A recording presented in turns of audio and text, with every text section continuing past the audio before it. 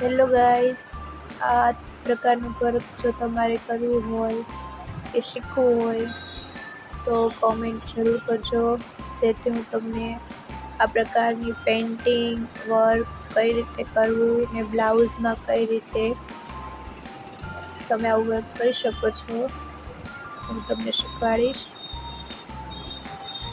આ સ્લીવ્સથી તમે જોઈ શકો છો મેં કઈ પ્રકારે વર્ક કર્યું છે અને કેટલું ફિનિશિંગ સાથે દેખાય છે.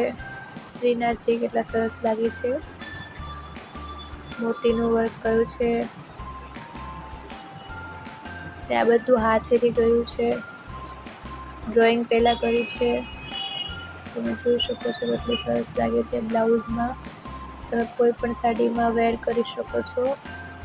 Thank you guys.